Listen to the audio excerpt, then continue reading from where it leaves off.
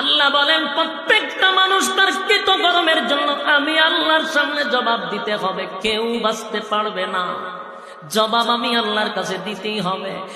আর কিয়ামতের মাঠটা এত মারাত্মক, এত একটা ভয়ানক, সেই মাঠটা এত স্বার্থপর, কেউ কারো হবে না রে। দুনিয়াতে বিপদে পড়লে কেউ না কেউ সাহায্য করে, কিয়ামতের কাঠির ময়দানে কেউ কারো সাহায্য করবে না, কেউ কারো সাহায্য করবে না। যদি আমরা মনে করি এমন পীরের মুরিদ হইলাম, পীর আমারে জান্নাতে নিবে, ফিরে আমারে পার করে দিবে, না না,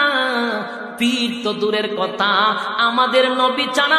আদম থেকে লইয়া ঈসা রূহুল্লাহ পর্যন্ত কোন নবীর সাহস হবে না কিয়ামতের মাঠে দাঁড়াইয়া